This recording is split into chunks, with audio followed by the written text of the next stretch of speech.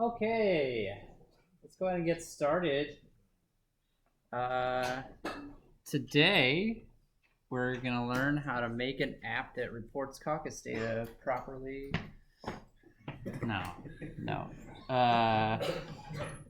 That is a very interesting story that came out of the stuff from yesterday, one that I am following and would love to have a chat with you about. I actually think, though, that probably a lot of that's more human related than tech related, honestly.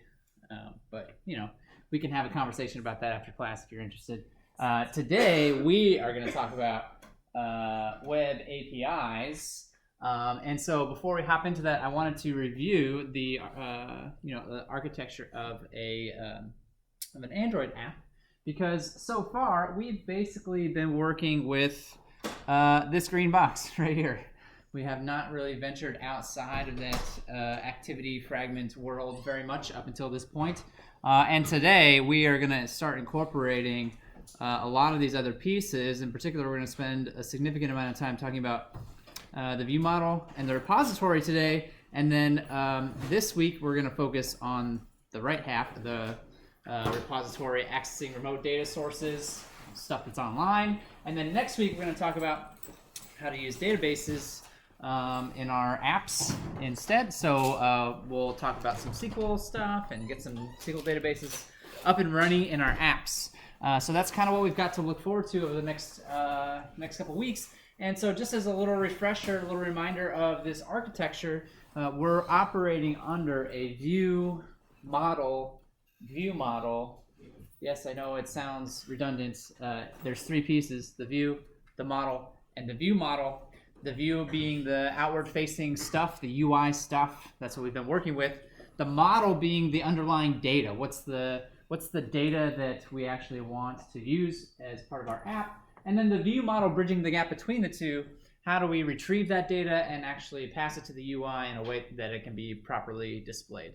And so we're going to be living very much in the model and the view model phase today. And we're going to make a little trivia app that grabs trivia questions. And it's not a very good trivia app, if I'm being entirely honest, but it's a little toy trivia app that hooks up to a web API. So I'll show you how to use the view model and how to access data online using a library called Retrofit, which makes web access a lot easier than it used to be. So for starters, let's talk about web APIs. There are many of them available out in the world, and since we're using a trivia API today, I went out and found one related to trivia stuff. And basically, the way that most APIs work is that they provide what's called an endpoint. It's basically a web address. It's a web address, and then we can pass additional parameters to that endpoint that specifies exactly what kind of information we want to get from that particular API. And so in order to use an API, one of the first things that you're probably going to want to do is go find the documentation. So if I click on the API and open up the documentation, we can see that here is a very simple example query. Can I zoom in on that a little bit so maybe you can actually read it? I don't know if that helped or hurt. Here's a very simple API call to this trivia API. The endpoint is going to be this chunk, api.php. Everything, the question mark in this address indicates this is the start of the optional parameters, the query parameters. So then we'll see them listed as name equals value after that question mark. And in this particular case, I can see that I have one query value amount equals to 10. And so what does that represent in this case? Probably represents that I'm going to get 10 trivia questions, right? I'm going to get 10 trivia questions from this API call. And so if I want to, I can actually plug this into a browser and see the results that we get back. And it looks, if you're trying to read this, you can do it. It's not the easiest thing in the world to read. It's not really intended to be something that you just sit down and read from start to finish, but you can see the information in here. I've got stuff about response codes and results, but then, all right, here we go. Categories, entertainment. It's a multiple type. Is multiple, difficulty is hard, it says. Which was the first of Alfred Hitchcock's movies to be filmed in color? I don't know that one, but it tells me right here. The correct answer is Rope. I didn't even know that was a movie. It also gives you some incorrect choices to pick from, right? And so you can go through and see that there's other ones. Here's one about board games. How many dots are on a single die? Yeah, that's like a classic question, trivia question that you could do in your head. And so, you know, this is the results. It's in a format called JSON. This is the format that these results are provided to us in, called JSON. And so what we want to do with our app is formulate queries to this API, get this data back, but then we don't really want to work with data in this format. This is a nice, easy format to be sent over a network, the internet, but it's not a very nice framework to work with in our code. So we want to have a way of taking this JSON formatted data and turning it into a more useful thing for us to use in our code, an object, right? Kotlin object, a Java object. And then we can manipulate those objects in our code to do what we want inside of our app. So that's a big part of what's going on today. And as I mentioned, we're going to use the retrofit library and another library to help us accomplish this particular task. So, whoops, I didn't think that was gonna, oh, I opened a new tab. I was like, where's the documentation? Here it is. And so actually there are other things that we can pass to the API to you know, further refine our results. Where are some examples? I had some in mind that I wanted, but now I can't find them. The session token stuff is like, I don't really care. Category lookup. Oh, here we go. Here's an API helper actually that makes it very clear. So you can see all the categories. If I select animals as a category and then generate API URL, we can see that, all right, I've got the endpoint. I'm looking for the question mark. There's that amount parameter again. And then here's category equals 27. So apparently 27 is the animals category, right? Where did they get that number? I don't know. They just made it up. However, I think it's important to note that there's actually a second endpoint that's mentioned down here at the bottom for looking up the lists of categories. So if I want to get a list of all of the categories that exist, there's a separate endpoint for that. I can fire off an API query. In fact, we can take this and open it up in a tab if we want to, and I can see, all right, here's JSON formatted information for all of the possible categories. And this might be useful information for our app as well.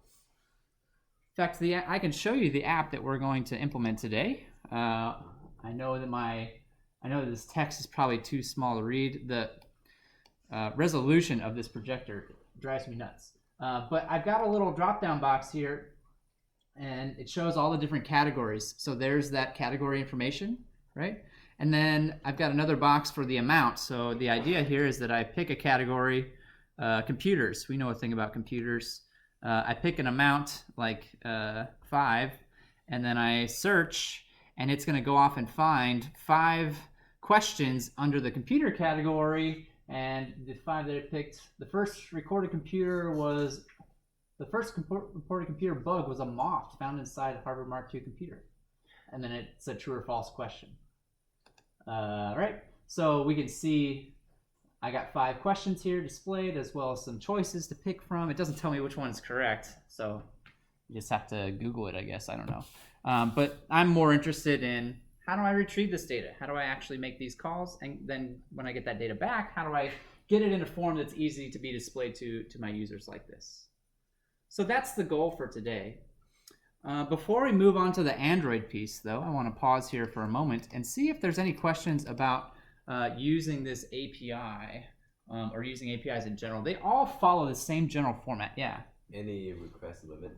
Any request limit? For this one, no, but some APIs will limit your requests, so I can't just sit there and spam requests all day long.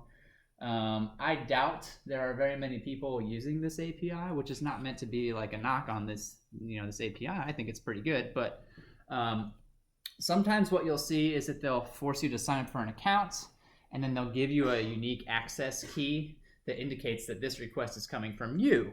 So that if they then see 100,000 requests coming from you in a few seconds, they'll be like, oh, this guy's being weird. I'm just going to boot him, right? I'm just going to block his key. Now he can't make any more requests. So you do see stuff like that happen. In general, the APIs that we're using in this class are, the apps that I'm asking you to write should not require a lot of requests. But even if you were to go off the path and hit it with a bunch of requests, they don't require registration. So I don't know, you're just going to crash their website? Like, I don't know what's going to happen. Let's not find out. Hopefully, let's not find out. Great question. Any other questions about API access? So in order to use an API, we need the endpoint, and then we need to know the parameters. Yeah. Will they all have nice websites like this that list all the URLs and what they do? The ones that we are using, yes, will. Any good API will have the documentation publicly available on a website. I will say that having this little API helper down here where you can like punch in the values and it generates the URL, that's pretty rare. I don't see that happen a lot, but I do often see at least a description of the different parameters that can be passed and what they represent. That's very common, yes. Yeah.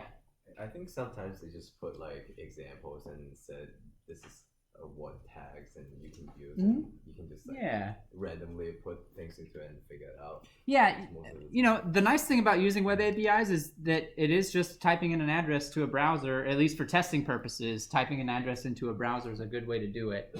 And who has APIs is a question that I get a lot, and the answer is who doesn't really. Like all the major companies have APIs of some sort. Some of the more common ones are, GitHub's got an API that's very popularly used. Spotify's got one for music, although I've heard very bad things about it. Don't have much personal experience with that one. Netflix has an API. All the big players have various APIs that you can use to access their data on their system. Twitch has an API. So yeah, it's just a matter of figuring out what the API is expecting. It's not unlike an API, for a Java library, right? It tells you the methods and the input values. It's the same thing. It's just we're not calling a method anymore. We are constructing a URL and passing the values that way over the internet to access the data. Any other questions? Was there another question that I saw about APIs? Yeah. If you're using an API that requires us to like have a token, and we don't want to like have that information public on GitHub, what are like some ways we can track that? Okay, so yeah, that's a good question. If it does require you to have an account and excuse me, you want to publish your code base, the first one of the wisest things you can do is try and encrypt that somehow. And there, encryption is a broad topic that's a little bit outside the scope of this class, but even some very basic encryption stuff can help with obscuring your API keys so that people browsing your code on GitHub aren't going to be able to steal your account and do bad things while they're pretending to be you. The other obvious, well, maybe not obvious, I don't want to say that, but the other thing you can do is just not commit keep the API key separate and don't commit that part, right? Commit everything else, leave it out of it. Just a couple of techniques that you can use to obscure that kind of personal information.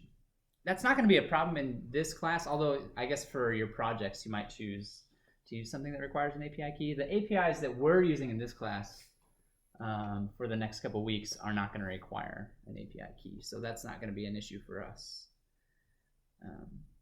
Great questions. Any other questions before we start coding some stuff up?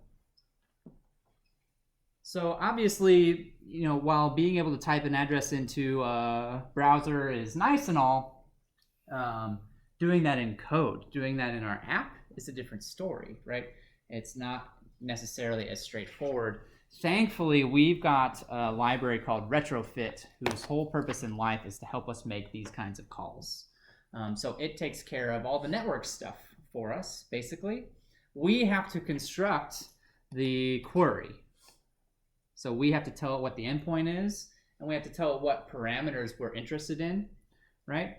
But then it takes care of all of the rest. Once we have that query set up, it takes care of composing the request, firing it off over the network, getting the results back, and pulling the JSON out of the request that we receive in return. And then there's the issue of taking that JSON and turning it into something a little bit more useful. In this case, turning it into objects, Kotlin objects, Java objects. There's another library called Moshe that is used for taking JSON and turning it into Kotlin objects. And the way that it works is actually fairly simple. If we look at these JSON objects, we see that it's all key value pairs, right? It's all key value pairs. So if I make a Kotlin object that has fields that are named exactly the same as these keys, the Moshe library will detect that. It will say, all right, I see that you have a field called difficulty in your object, and there's a key called difficulty in the JSON, so that must be what you want to go in that field. And it will take care of putting that data into the object for you on your behalf without you having to do a whole bunch of JSON parsing and pulling that data out yourself. You actually can do that. It's very tedious and a huge time sink. So the Moshe library actually makes that very, very, very simple for us. So let's go ahead and start setting up those pieces that we need in our app. I've got us a head start on our app. I've got a couple of layouts for us.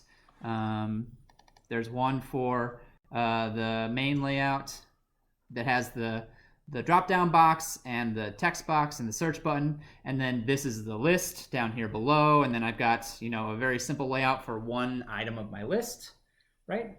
And then I've already got an adapter, a list adapter up here. We've already talked about adapters, so I'm not going to go through this code in a lot of detail. That just takes objects and maps them to the layout. But what I don't have are the objects themselves. This is one of the areas where I think Kotlin really shines. If we were doing this in Java, yes, we can make Java objects. That's not a hard thing to do. But in Kotlin, it just makes these kinds of tasks a lot simpler. And so I want to create objects for what? I want to create objects for the questions. So I want to query trivia questions, and then I want to also create objects for the categories. I want to know what categories I have available to query as well. So let's start with the questions. I'll make a question object in Kotlin, and this object does not need to do anything except store a bunch of information, store a bunch of data. In fact, we talked about this in the first week of class. Kotlin has a data class. You guys remember what's special about a data class as opposed to a regular class? Yeah. Does it generate like getters, setters automatically? Generates getters and setters for us. Generates hash code and equals. Generates toString for us, all automatically. So if all I'm doing is making a simple class to store a bunch of information, which is exactly what we're doing in this case, right? I'm just making a very simple class to store some information. A data class is the perfect tool for the job. And so now all we have to do is figure out what fields we need as part of this class, and we can just use the JSON to help us with this part, right? So first I see a category, and what's the type? It's probably a string, right? It's a string. So if I go back to, it's illegal to pay postal to New Zealand? What? Okay. Anyway. So I'm going to make a category field, whoops, that is a string, right? One down. And notice that I'm being very careful. The name of my field, I have named exactly this, so that when we're trying to convert JSON into my question objects, the mapper, Moshe, is going to know exactly where to stick this data.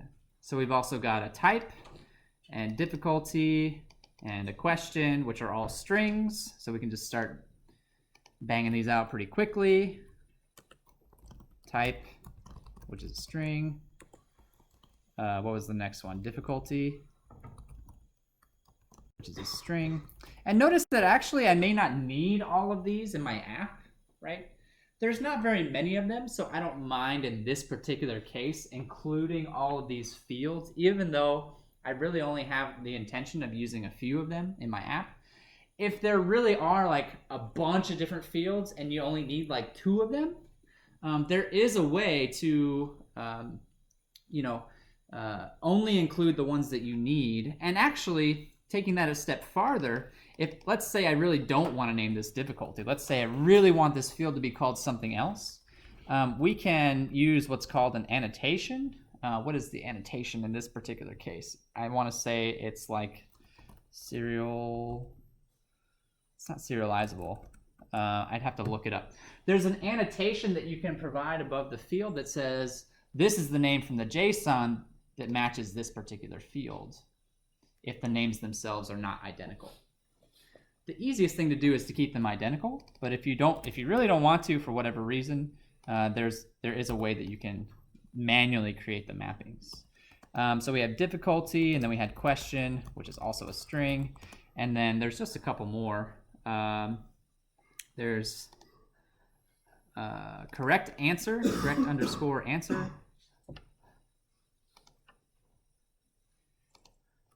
Correct, oops. Answer, which is also a string. And then finally, the last one is a little bit different. Incorrect answers, we can see, especially for the multiple choice ones, but actually all of them, it's not just a string. The brackets here indicate that it's a list of strings. And the mapper is smart enough to pick up on that. We just have to make sure to use the appropriate type in our class. So instead of using a string here for incorrect answer, I'll use a list of strings. And it's actually, the mapper is going to be smart enough to pick that up. In fact, we can take this a step further, right? If we look at the JSON, you'll notice that I didn't actually capture the structure exactly. I see that I've got category and difficulty and question, all that stuff. But actually up here, there's more information, right? This whole entire thing is wrapped in a list. And so actually there's another object that's being returned here. I would call that like the payload, right? The payload has a response code and then a list of questions. And so the mapper, again, is intelligent enough to where if I have objects embedded inside of other objects, it can pick up on that and it will map them appropriately. The way to know if that's the case in JSON is to look for the curly brackets. Curly brackets is the start of a new object. So here I see the outer object, and then here I see a list of more JSON objects, right? So I've got an outer object that contains a list of objects. As far as our Kotlin code is concerned, if we wanted to, and I think we do, we could create a second data class for the payload, if I can spell it properly. And there are only 2 values, response, response code, which is an int, and then the results, let me scooch this over so we can actually see. The results are a list of question objects. And I probably forgot a parenthesis or something somewhere. Or, no? Oh, I didn't say val, thanks. Thank you. And a colon. It's a list of question objects. And again, it's smart enough to figure that out. It's smart enough to figure out that these question objects are embedded inside of this payload object. So we now have objects that specify the structure on the Kotlin side that matches the structure on the JSON side. And that's very important. Are there any questions about that? It's a crucial step. If you get these names wrong or you get the structure a little bit off, then when you try to run this app, it's going to say, oh, you told me there was going to be a field called difficulty that was a string, but I see a field called difficulty that was some other type, or I don't see a field called difficulty at all, right? Those are very common errors that occur with the mapping phase if you don't get the things lined up properly. Are there any questions on that? So we do need to make another one for the category. It's a lot shorter, so I'll just type it up very quick so that we can move on to the next part. Oops, I did the wrong thing.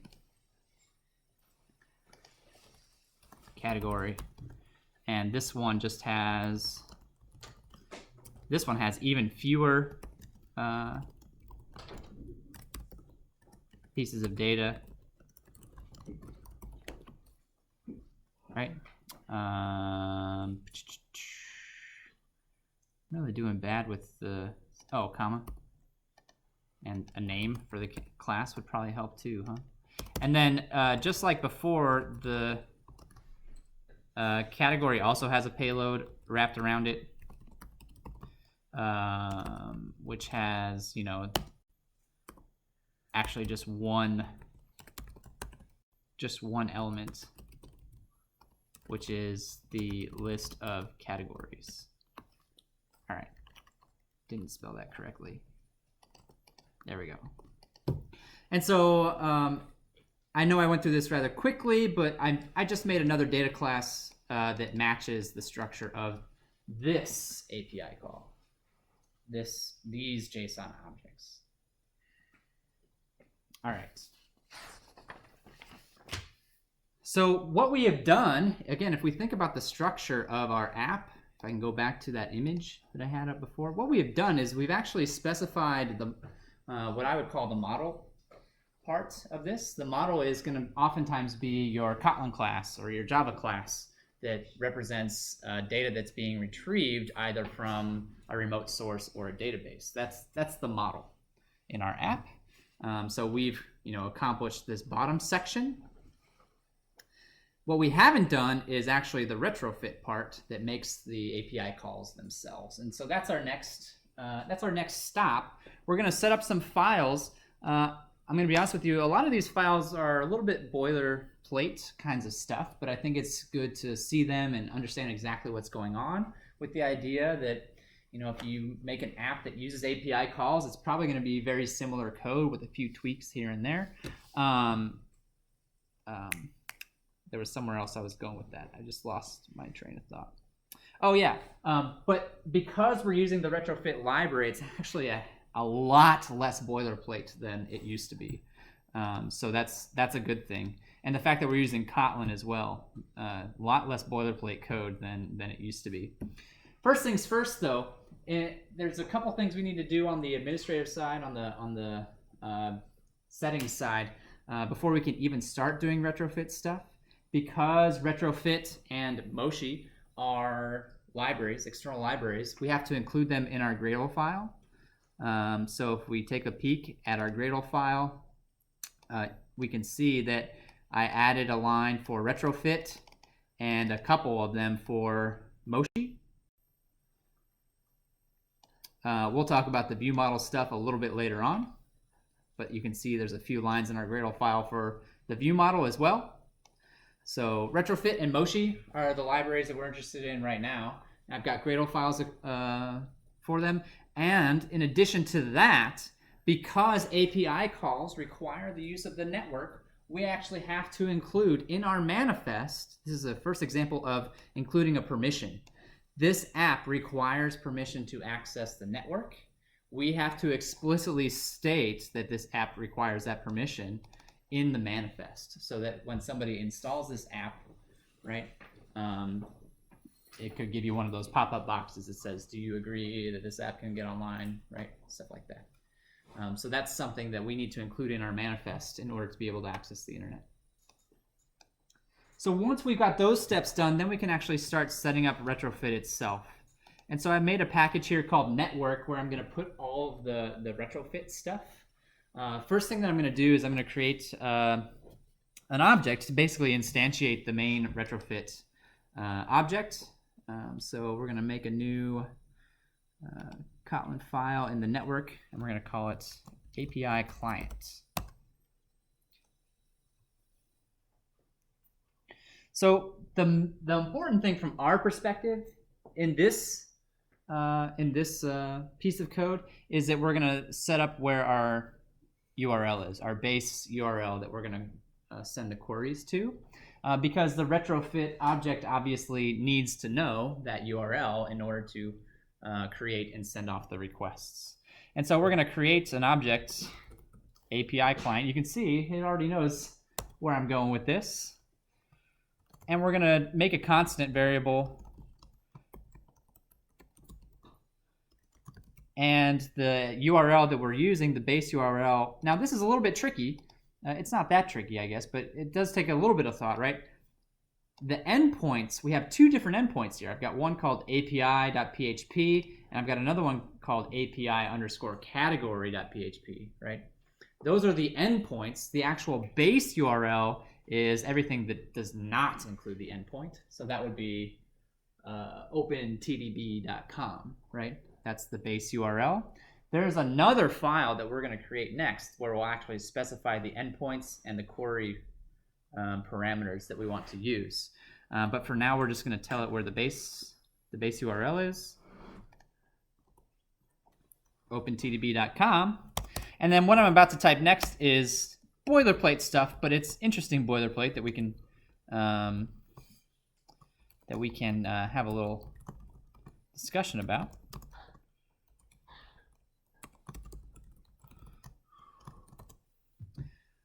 So we're defining this function, make retrofit service. The retrofit service is what we're going to use to, make function calls on the Kotlin side that will then get turned into API calls that get sent off.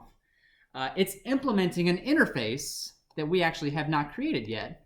That's what we're going to create next. We're going to create an interface that defines exactly what API calls we're going to want to make as part of our app.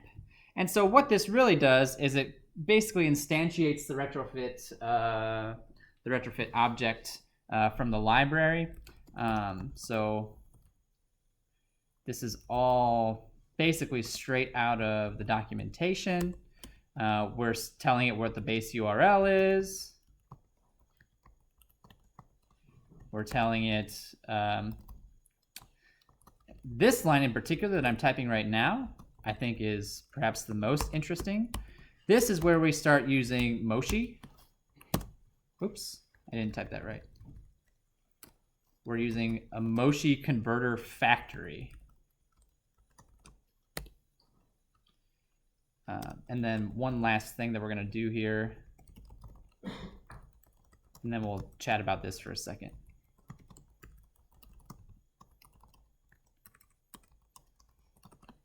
All right, so I haven't made the trivia interface yet. That's why it's upset about the trivia interface.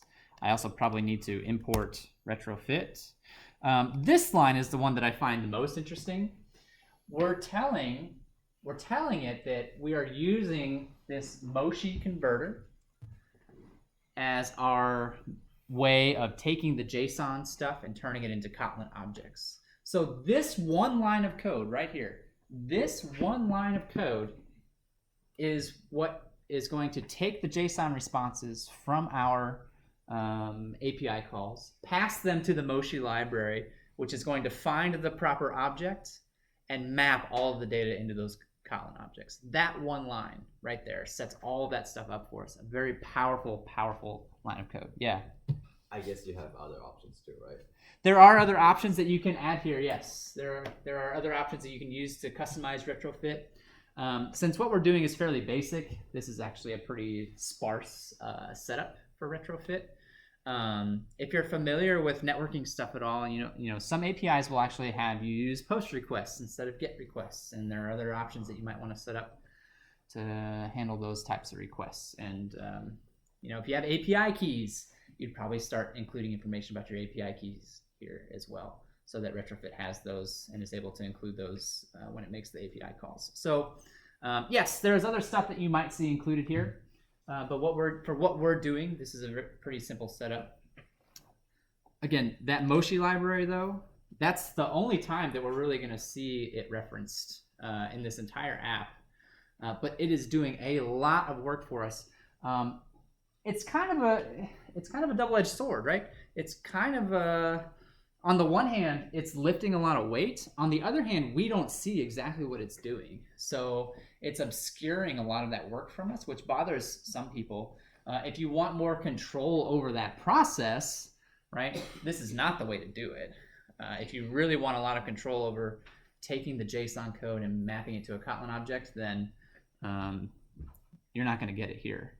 You're going to need to start thinking about doing some manual parsing at that point. To help you out with that process. But for a lot of people, this is a godsend, because parsing JSON, if you've ever done it, you already know how awesome this is. If you haven't done it, well, you don't want to, basically. I don't really know how else to say it. You really don't want to. It's a pain. It's a pain. And this is it. For this file, we're basically just setting up the service. What we need to set up next is this interface, which is going to define the actual API calls that we want to make. So that's our next step. But before I do that, are there any questions about what's going on here? Any questions? All right. Let's take a look then at setting up this interface. Again, very straightforward. It's an interface. I actually don't know that I've seen many complicated interfaces in my life. They're all generally fairly straightforward. So we're going to make the trivia interface. Next. Okay. And just like in Java, an interface just contains method signatures. And so think about what retrofit is doing for us here. We're specifying how we want to make these calls in Kotlin code. Retrofit's saying, all right, you tell me the methods that you want to call. I'll figure out how to take those methods and create API calls out of them and ship those off over the network and get the results back, right? So retrofit is implementing this interface, in other words, on our behalf. We are not going to implement this interface, not directly. Retrofit is going to implement this interface and take the methods that we define here and flesh them out and make them do all the network stuff so that we don't have to worry about it. Did you have a question? No. Okay, yeah. So there's two API calls that we want to make here. We want to make an API call for the categories, and then we want to make another API call to get questions. The API call for the categories is very simple. This is it, actually. This is the call that we want to make to get the list of categories back. So there's no query parameters, right? There's no question mark after this. There's no additional information. It's just the endpoint that we need. So this is as simple as it gets. We just need to tell retrofit that it needs to make a GET request, which is the, I guess, the complement of a POST request. Anybody know the difference between a GET request and a POST request? Yeah. For the GET, you actually see the parameters show up on the URL. Yes. So GET requests, you see them up here in the URL. For a POST request, they're embedded in the request itself. They're not visible in the URL. So if I am doing things, I mean, you see GET requests parameters all the time. If I go to Google and I search for cats, right? Oh, I don't want to know about that. That's not what I meant. But up here at the top, right? Q equals cats. That's literally the search string that I typed in the box, right?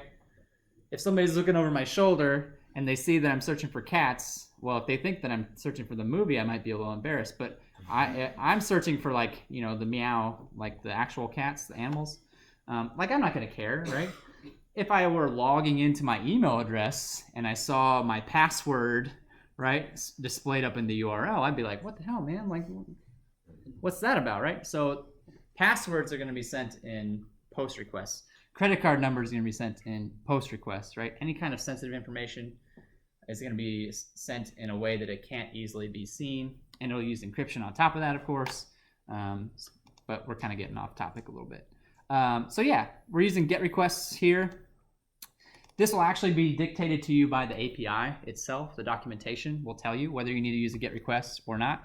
And then we're going to put the endpoint in, API category.php. I need to import this. This is called an annotation, actually. I mentioned this earlier. It's called an annotation.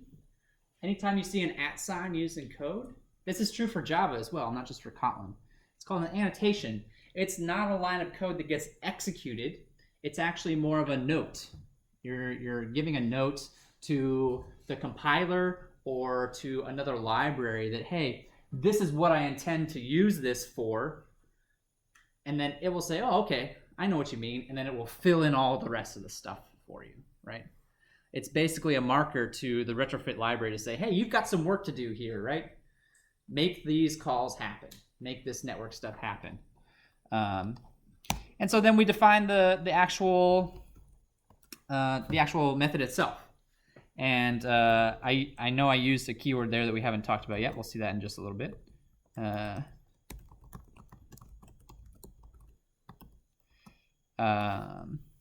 Category payload. So this is import. Come on, just import it, please. We want the one from retrofit. So this is what we expect to get back. I expect to get an object back, which is the type of object that we created just a few moments ago, a category payload, right? So this is what I expect to get back from this API call. And so let's talk about this word for a second. This is another important conversation to have.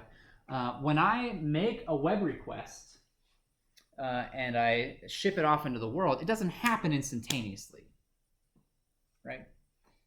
It takes time. It takes time for that information to travel to the server. It takes time for the server to, read the request that I'm making and figure out what I want. And then it takes time for that information to then come back to me.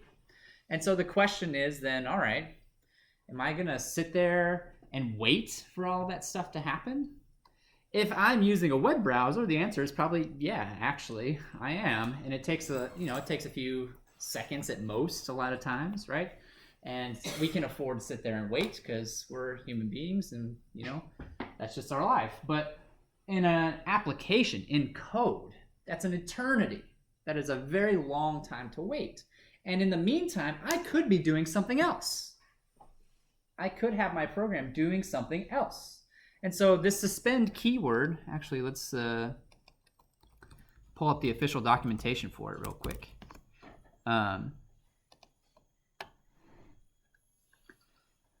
Lets you basically say that we can go off and do something else while this function is executing, right? It breaks the notion that we're used to of every line is just going to execute one after the other, after the other, after the other. With the suspend function, we're saying, well, actually, if you want to, go do something else while I'm in the middle of this, that's okay, right? Because otherwise what would happen, the app would literally freeze up. You would see the app freeze up, and you wouldn't be able to interact with it at all until that API call came back with the data and it was ready to proceed. Does that make sense? We call that an asynchronous call. We're actually setting up an asynchronous call here, which is basically a way of saying, go do this thing. I'm going to go do some other stuff for a while. Let me know when you're done, and I'll get the data and do the next thing, right? A very common thing to do when we're working with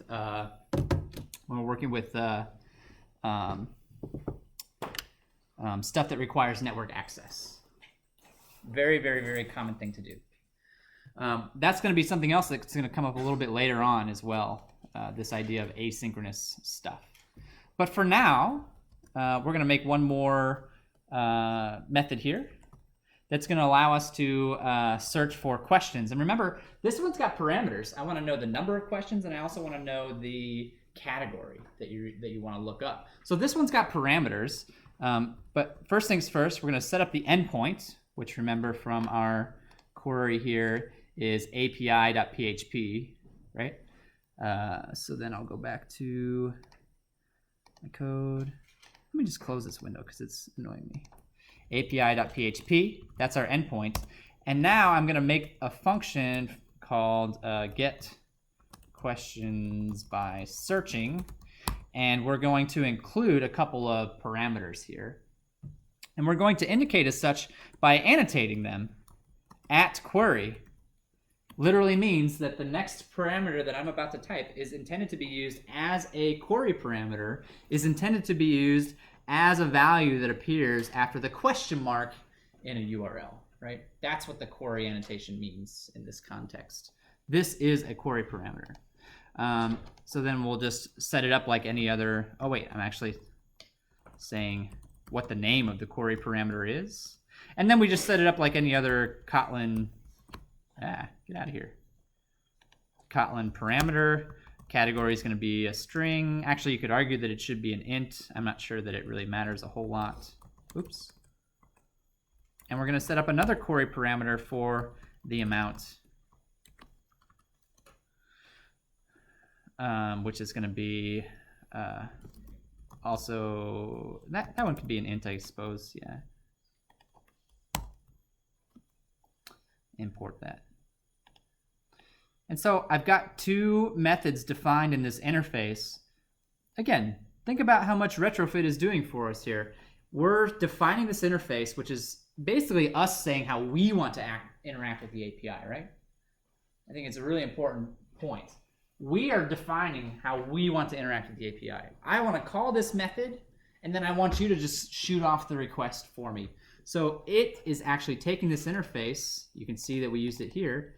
And it is figuring out how to implement that interface based on the information that we have provided. That is the value that the retrofit library is adding to us, adding to this application. Before this library existed, we would have had to have made the HTTP request, packed it with all the relevant information, shipped it off over the network, waited for it to come back, get the data back out. It's all doable. It's all doable stuff. It's very tedious. And the amount of code to do it was kind of lengthy. I've done it before. So this is actually a nice, clean way of going about it. Any questions about the interface before we... we're chugging right along here. Any questions? Yeah. So if those are ran asynchronously, are you opening new threads, and like, is there a limit for like overhead? Yeah, that's a great question. And that's actually where we're going next. We're going to spawn some threads. That's our next step. So far, all we have done is said that these can be run asynchronously. We haven't actually said run these asynchronously. So that's a step that we're going to do next. We're going to use a special technique called coroutines, which is basically spawning threads for our app. So a little bit of parallel programming. This is nice though, again, because and maybe you've seen apps that do this, where you hit a button. And whether you know it's making an API call or not, when you hit that button, the whole thing just freezes, right? The screen freezes. You can't hit any other buttons. You can't manipulate anything because it's waiting. It's not doing it asynchronously. It's waiting for whatever it's doing to finish before moving on. It's very annoying, right? It's very frustrating. So what we're about to code up is a way to actually run it asynchronously so that things like the UI can still continue to function while the API calls are executing. Great question. Any other questions? Any other questions? So yeah, I know I keep referring to this diagram, but I think it's important to understand where we are in our application. So we just did a whole bunch of stuff down here with retrofit. We're about to move to the repository. Our repository today is actually, in my opinion, maybe a little bit underwhelming because all we're doing is making API calls. We don't see any database calls. But in an actual app, right, anytime that I'm accessing API stuff or database stuff, I'm going to go to the repository. And think about why that is. The view model and the view itself only cares about what the data is and how to display it. It doesn't care how that data gets retrieved. So by keeping all of the data retrieval stuff in the repository, we're basically abstracting out all of those details about I have to make an API request, I have to make a database query, right? All of those details that are important to the back end, but not the front end. So we're starting to see that division between those two parts of our app. I'm going to keep all of those nitty-gritty details in the repository, and then the view model kind of sits in between to make it so that our UI can make requests for data without having to care about where that data comes from, which we'll see when we get to the view model piece of our app in a little bit. So we're going to make a repository, and next week we'll continue to see this repository in use as we start to add database database calls to our repertoire.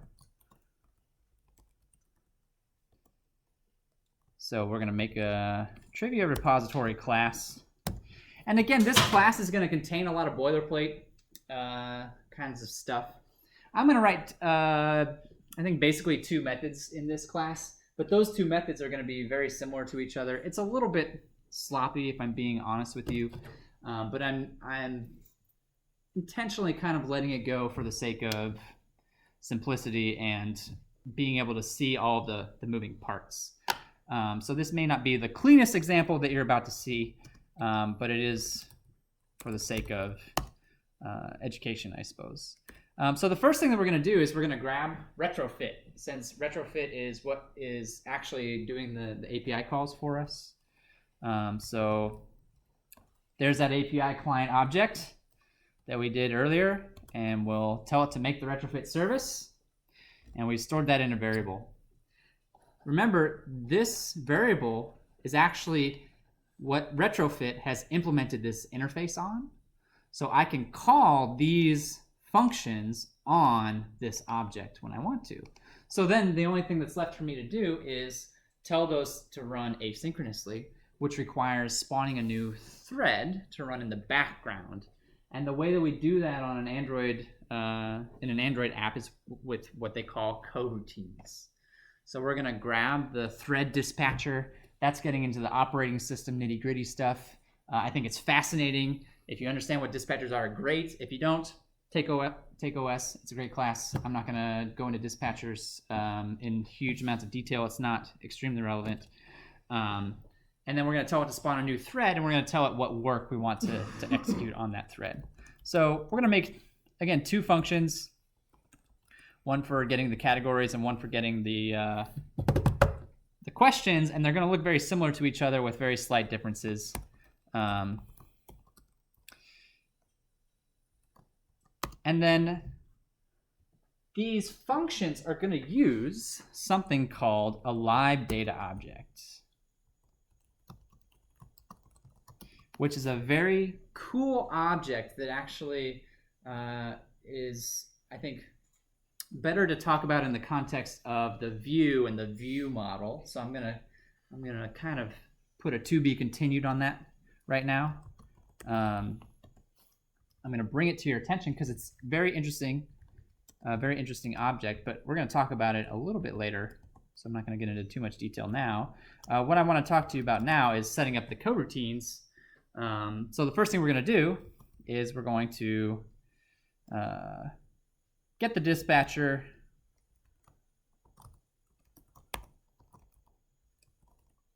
dispatchers.io, and then we're telling it to launch a new thread. Again, a lot of this is kind of boilerplate stuff.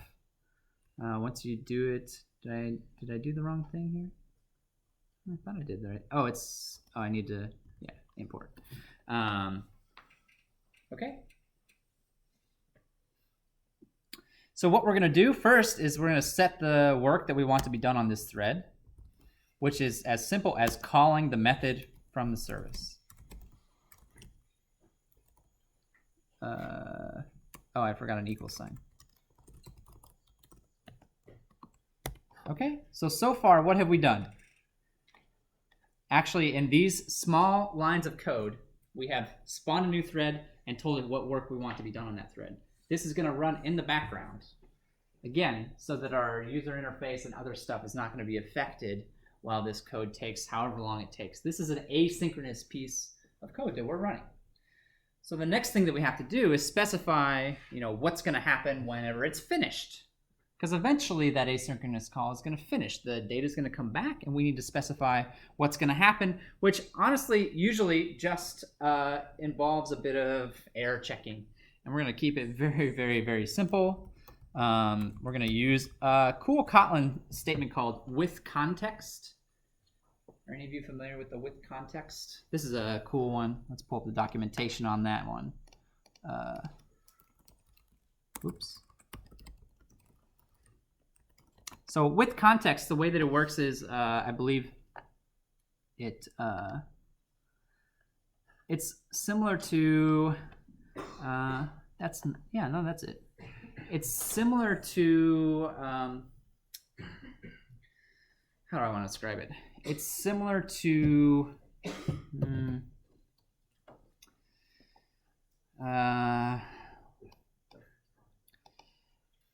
sorry, my brain is just melting down right now.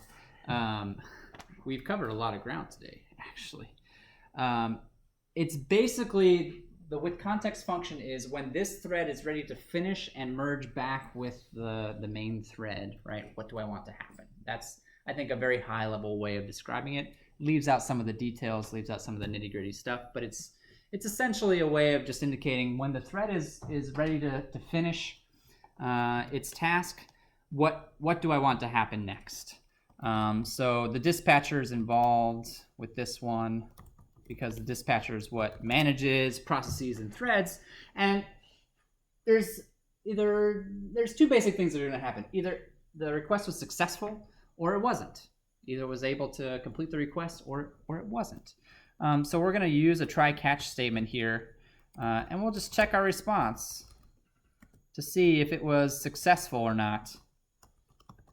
And if it was, we're going to grab the stuff out of the response and we're going to put it into this live data object.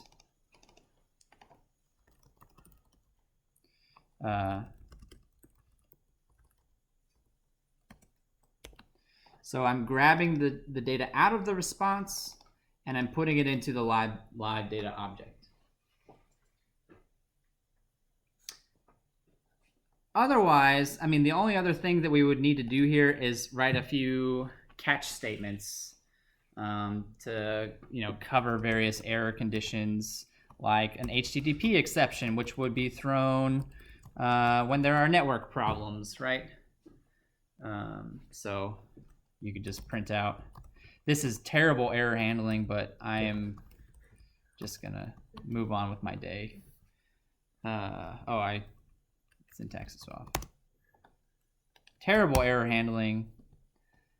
Go take a different class if you want to do good error handling. And here in mobile apps, we're just gonna slap some stuff on there and move on with life. But yeah, this would happen when the network's down, they're not connected to the internet, or the website that you're trying to contact is down, right? So I know this looks like kind of a lot of code, but at a high level, what's it doing? It's telling Retrofit to fire off the request in a background thread, and then whenever that thread's finished, it grabs the data out of the response and puts it in this live data object, which is what we're going to talk about next. Before we do that, are there any questions about what we've done here with the coroutines? These coroutines are actually a relatively new addition to the Android ecosystem, and I really enjoy them. Asynchronous tasks used to be a bit more of a pain to set up. You could say that about almost everything related to Android. They've done a great job in the last few years of adding additional library support and additional features to help make some of the more tedious tasks a little bit easier to manage. And this is one classic example. And so I'm going to do something that I tell students never to do, but I'm not a student, so I'm allowed. I'm going to copy a big old method and switch it up for the questions by search, which is going to do exactly the same thing. The only difference is we've got a couple of parameters. So I need a string for the amount. I'm sorry, a category string.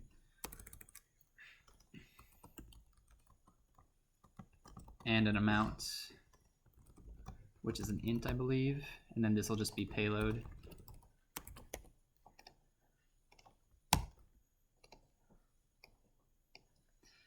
And then we'll just call get questions by search and pass in category and amount. All right. Not the cleanest code in the world to do. Oops, what did I do? Apparently I did something wrong.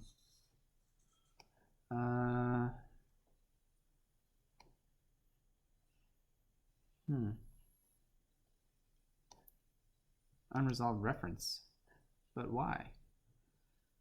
But what did I do? Category amount, call the method.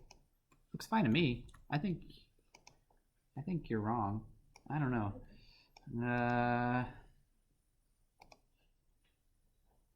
Mutable live data, payload. What did I do?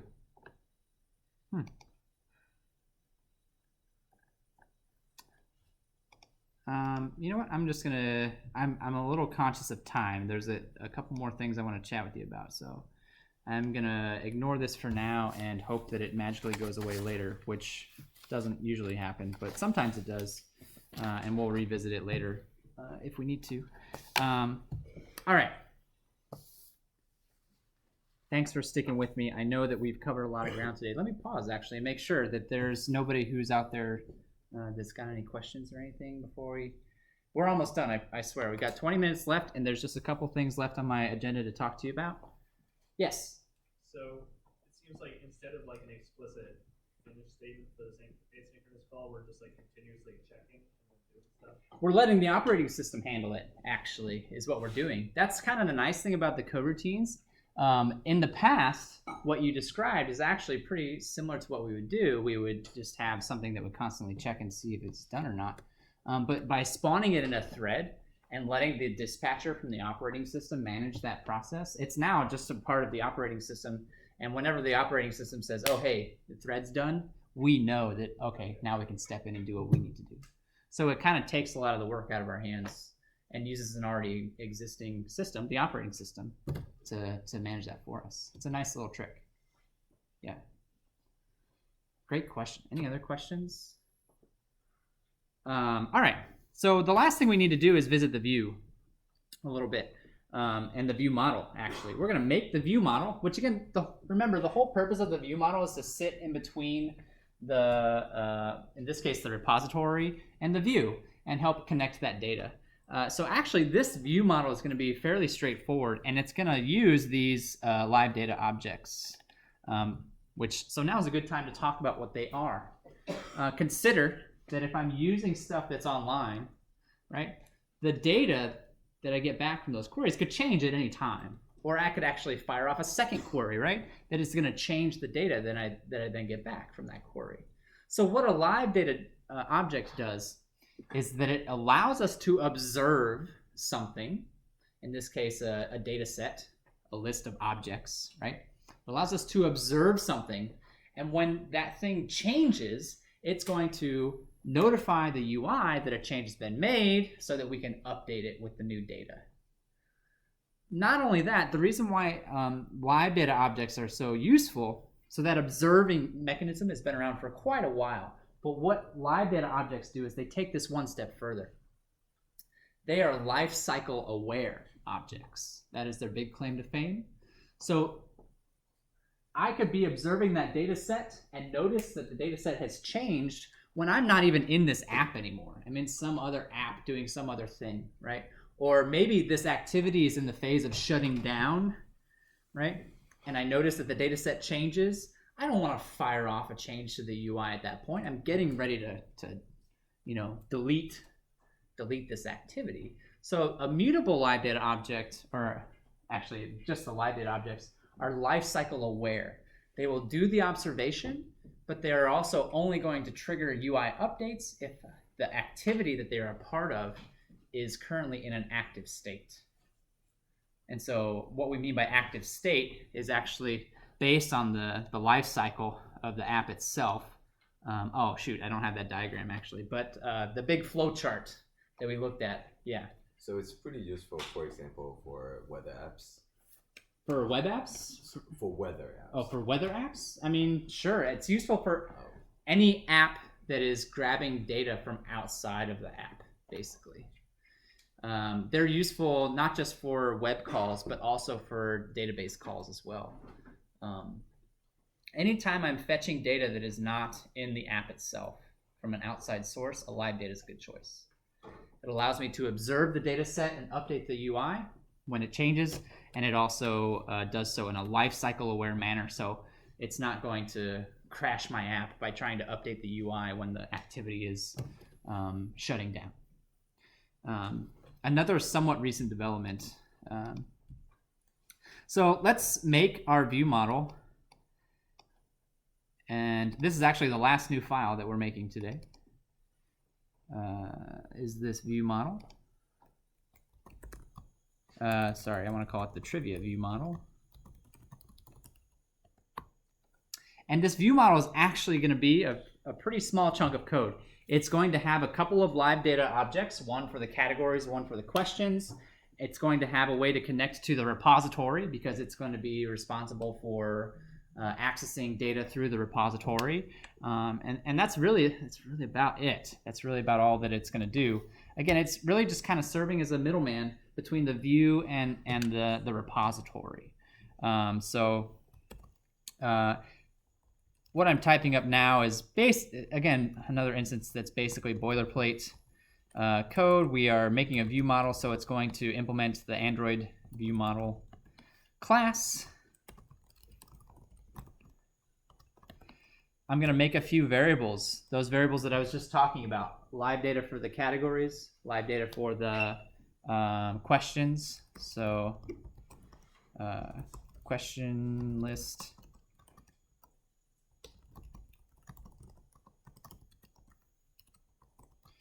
And instantiate them. Oops. I'll make another one for the categories. How am I doing on time? Pretty good, actually.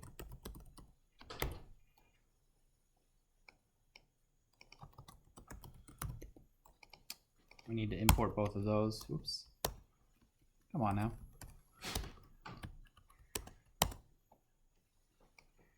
Okay, and then I'm going to make the reference to the repository.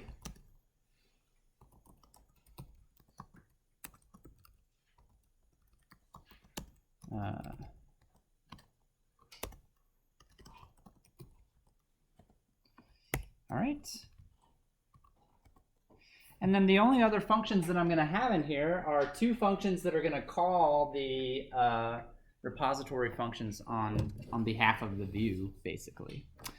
So they're just simple one-liners.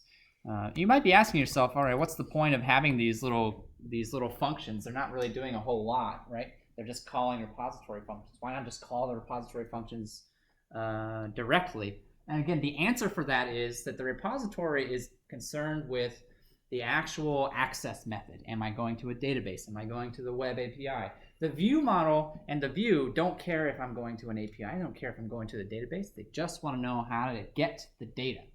So we are simplifying their access to that data by making a way to that information that doesn't require them to know, if they're accessing a database or a web API or whatever the case may be. It has to do with the single responsibility principle. One class should be responsible for one thing.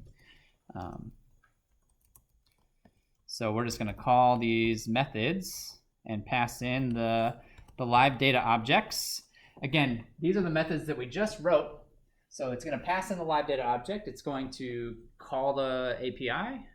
It's going to get the data back and put it in this live data object, which then will notify the UI that the data has changed and trigger a UI update, right? There'll be another one for getting the questions, which has the category and the amount.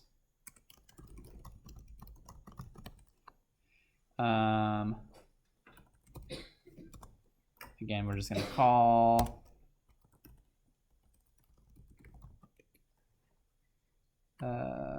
I need the question list. We're just going to call the repository method, and then our view model is actually done. This is a pretty standard setup for a view model. Live data for the different pieces of data that I wish to monitor, and then functions to set them up.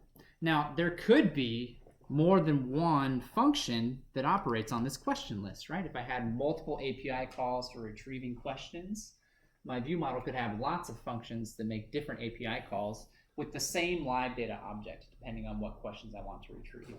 In this case, we only have one API call for questions and one for categories.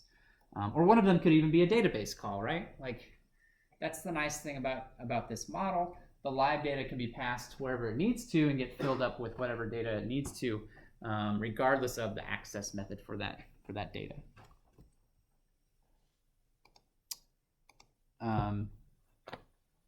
So with the remaining 10 minutes, all we have to do now is stuff that we're fairly used to at this point, setting up some stuff with the view, connecting the data to the actual UI to be displayed.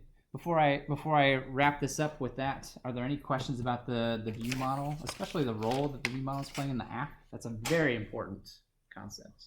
Not the last time we're going to see it either. Yeah. So I was familiar with the MVC model, and I kind of understood that a controller is the sort of central logic switch that tasks things.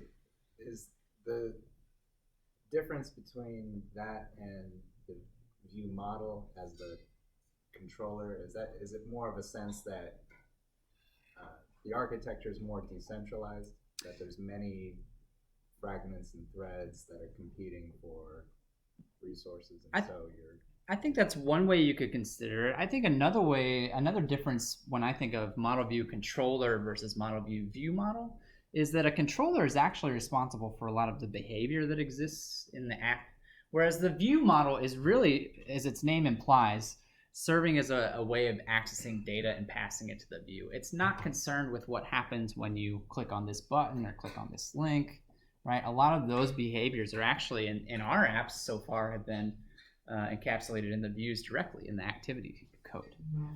So the closer analogous to a controller would be an activity class, I think, in an Android app, but it's not quite a perfect fit. Does that answer your question? Yeah. Actually, model view controller, I think, while a classic architecture is starting to become a little bit dated, and people would actually say the same about model view model, starting to become a little bit dated as well, but it's still Google's official architecture for Android apps.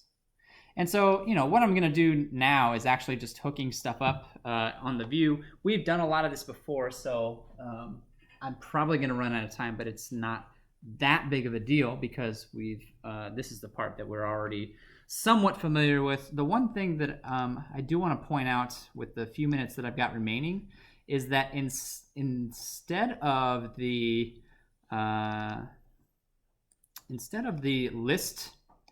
list view here, I've used a different kind of view called a recycler view, which is it's a subtle difference between so a list view. If I'm storing a small amount of data, we use list views on the calorie and the to-do list, right? They both are useful for displaying lists of information, and they both are set up in roughly the same way. I make an adapter, the whole 9 yards. But the main difference between the two, recycler views are good if I'm expecting to have a lot of information, like my list is very long, right? I have a lot of data points. What a recycler view does is you can imagine there being a window onto the list. So the stuff that is currently being viewed, plus a little bit of stuff before it and a little bit of stuff after it, that's going to be what's loaded into memory. The rest of the list will not be loaded into memory in an effort to keep as many resources free as possible. So if we had used a regular list view, it would have loaded the entire list into memory, even if there were 1 million items and I could only see 10 items on the screen at a time, right? I think most people could understand that that's not a good use of our available resources, especially on a mobile device, which is going to have less resources available than a PC would. So a recycler view manages that process for us of loading the list items into memory when it needs to and unloading them if they are not anywhere near being displayed on the UI. Otherwise, the code for setting up the recycler view, this is probably the last little piece that I'll show for today, would be to, first we would grab the view model that we just coded up. So what's the view model for this app? and we'll actually tell it what class to look for. So grab the view model. This is probably in a variable.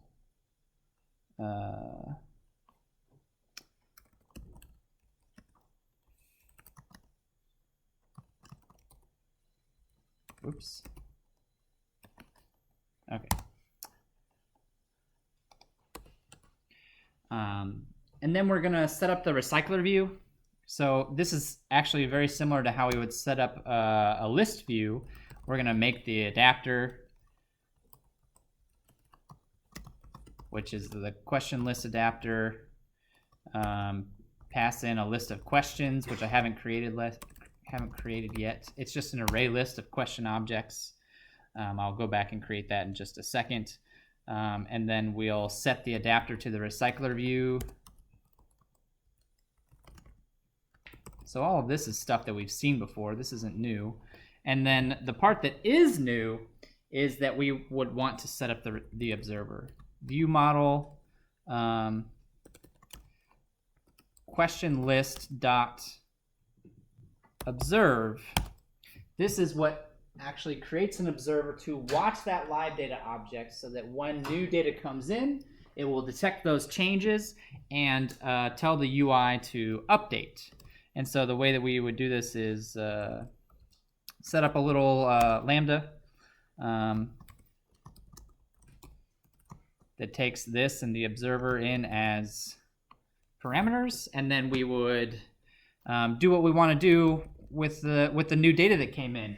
Clear out the old data from my array list, put the new data into the array list, and then fire off a UI update. So clear question list dot add. Sorry, I know I'm going a little bit quick on this one. We would add the results from the payload here, and then question adapter notified dataset changed. So really the biggest difference between the two would be, this observer.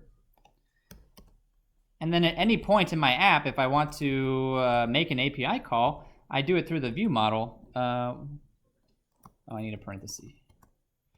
I do it directly through the view model by saying get questions by search, give it a category number and an amount. And it takes care of the rest. So the red here is just because I didn't create this array list. I was trying to be conscious of time. But are there any final questions about this app? There's a lot of moving parts on this app. There's a lot of stuff that we covered today, a lot of ground that we covered. The good news is that basically every single app that we look at from here on out is going to follow this architecture. So if you're sitting here today thinking, oh my God, Professor Shook just went through like 100 things. He did it really fast. I caught like 2 of them.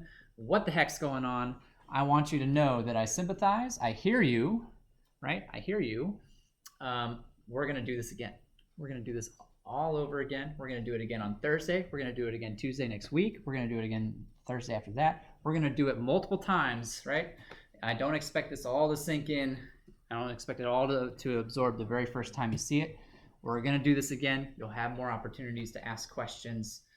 So bear with me. I don't want to scare you off with this stuff. I also think it's really cool though. And I have a lot of fun thinking about all of these parts and talking about these apps. So I hope that you enjoyed today's class as well. I'll stick around for a few minutes if anybody has any questions. Otherwise, thank you so much, and I'll see you on Thursday. Yeah, The actual version of the WithContext is going to be posted, right? I'll complete the code and post it up. Yep.